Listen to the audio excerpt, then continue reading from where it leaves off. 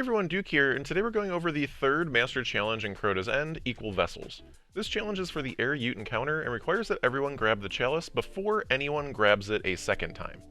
This also repeats into the future, so if you do need people to grab it a third time, you do need to make sure everybody grabs it a second time first. As with the other challenges, I'll be doing helps for this challenge on my stream multiple times this week at twitch.tv/DukeIsCool, so come on by if you have any questions or want a chance to run. Breaking down this challenge a little bit more, it basically comes down to making an order that your team is going to grab the chalice in, and then always making sure to grab the chalice in that exact same order. The exact same order part of this is very important, as that is part of the challenge. If all 6 people grab it for the first round, but then let's say the third person that grabbed it in the first round grabs it first on the second round, that will fail the challenge. You actually specifically need everybody on the team to grab it in between anybody grabbing it a second time. Just trying to really break this down to make this make as much sense as possible. Now there's a couple different ways that you could do this, but the by far easiest way in my opinion is going to be as follows. For the first round, get your first 3 players enlightened. Then make sure the 4th, 5th, and 6th players each grab the chalice in that order, with the 6th person preserving the chalice. This can be done within literally a few seconds because each player just needs to have held the chalice, even if it's just for half a second. Just make sure to give it enough time to confirm that the person in front of you in the order has actually grabbed it.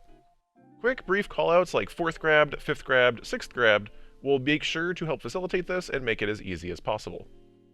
For the second round and third round, if you need it, you'll start from the beginning of the order again, so make sure that the first person immediately grabs the chalice again after DPS. The only difference is that you will need to get 4 people enlightened for round 2, with the 5th player grabbing and then 6th player grabbing and preserving. And round 3 will require the first 5 players getting enlightened, and the 6th player preserving.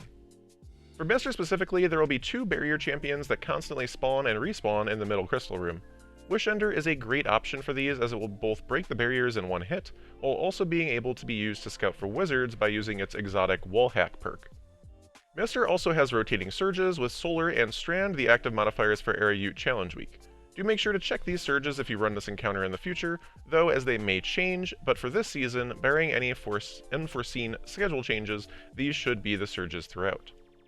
1 player on Divinity for DPS, preferably with Cenotaph Mask for easy Divinity uptime as well as being able to make heavy on every knight in the entire encounter, is recommended, with things like Cataclysmic with 4th times and Bait and Switch, and Briar's Contempt with rewind rounds and Surrounded as great DPS options, especially with the Solar Singes. And if you have it, the new Trials Grenade Launcher with Envious Assassin and Bait and Switch is another great option, especially with the Strand Surge. If you ask me, the Briar's Contempt is going to be your best option, as keeping Surrounded up during DPS shouldn't be too much of an issue on Master, and Rewind Rounds is absolutely nuts on a linear. Rewind Rounds also allows for you to only need to actually reload your weapon 1 time throughout the entire DPS phase, even if rallying with extra solar reserves, which you should be doing. I'd also recommend at least 2 total Well Warlocks to have a well up for the entire DPS phase, with a third as a backup not being a bad option. A Tether is also a good idea as well, as this will help to lock down some of the ads that will be surrounding you during DPS, while also increasing the debuff on the boss to 30% while it's up, rather than just the 15% from Divinity. If you don't have a player with Cenotaph Mask, Aeons for your class of choice can also be used to make plenty of heavy throughout this encounter. As for mods, I'd make sure to have at least 2 surge mods of your heavy weapon of choice, in this case Solar. Also, as mentioned before, rallying with reserves can give you more heavy for the first round, but I'd recommend at least 1 concussive dampener and arc resist for your in-encounter chest piece. Additionally, you should absolutely be running 100 resilience at all times in all Master level raid content, and this is no different. Throwing 5 resilience mods on gets you half of the way there, and masterworking your armor gets you to 60, so you only need 40 total resilience as actual stats. I've been told in the past that it's too hard to get to 100 resilience and things like that, but honestly, if you feel that way, you should not be in Master content. Literally, it could take 5 seconds if you go to the helm and just use a resilience armor mod, get a few armor pieces. Doesn't even have to be good in other stats. Really, the only stat that even matters at all, especially in this encounter, is 100 resilience, so make sure you get there. 1 final weapon recommendation if not using Wishender is Conditional Finality. This shotgun makes short work of the knights and wizards, and can even be used to help kill the barriers if constantly using the freeze shot. With loadouts complete, let's talk about some encounter-specific tips. First, if you are one of the enlightened players that needs to kill a wizard, make sure to bring something to do this job. Conditional Finality is great as mentioned earlier, or a solar fusion or shotgun such as Cartesian Coordinate is great too. One small but impactful tip that I'd recommend is to get the wizards to finisherable and call out that you are ready to kill your wizard. Once everyone does so, you can finisher the wizards at the same time to increase the amount of DPS time that you have to as high as possible. One player taking an extra 5 to 10 seconds to kill their wizard isn't entirely uncommon if not doing this, and will tank your team's DPS if this happens, so it's better to communicate a bit and time this kill on the wizards well. The reason for this, if you don't already know, is the second you kill a single wizard, the 45-second DPS timer starts, and the shield doesn't go down to the boss until all the wizards are dead, so if you try to time the first kill at basically the same time as the last kill, you start the 45 seconds, and you start the damage phase pretty much simultaneously.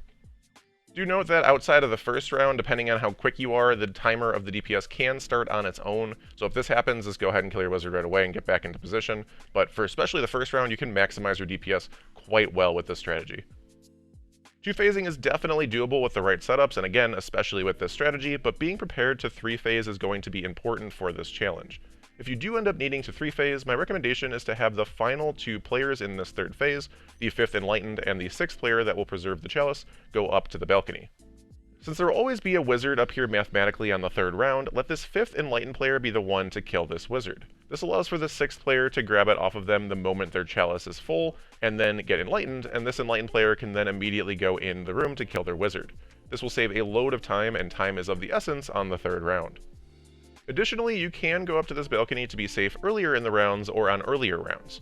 I don't personally see this as necessary, as instead staying as a group of 6 in one of the side rooms to the side of the middle crystal room and then spawn killing the enemies from a bit of a distance shouldn't be too much more of a risk, and allows for basically infinite heavy drops with either Cenotaph or Ands, and also allows for the chalice to charge faster through enemy kills. However, if you are struggling to survive before or between damage rounds, this is an option. It's somewhat mentioned in that last tip, but I'm going to take the second to actually completely go over this. Make sure that you are not in the middle room with the crystal at all. Like, obviously you have to go through there to get to a different side, you have to pick up the chalice while you're in there, or maybe grab some ammo really quick, but you should not be standing in that middle crystal room trying to kill ads. I see this way too often, and there's curse thralls that are going to be spawning right on top of you, there's barrier knights that are going to be spawning right on top of you, there's other knights that are going to be spawning right on top of you. There's so many ads in this room, and if you were standing directly right next to them, this is where you're going to die. This is where, you know, people are going to be like, oh, we should just go up top and be safe. No, you don't have to do that. You just got to don't be directly on top of where the ad spawns. Stay on one of the side rooms about, you know, halfway into the room. You have plenty of space to kill them before they get on top of you. You have your whole team together. You're not directly on top of curse thralls.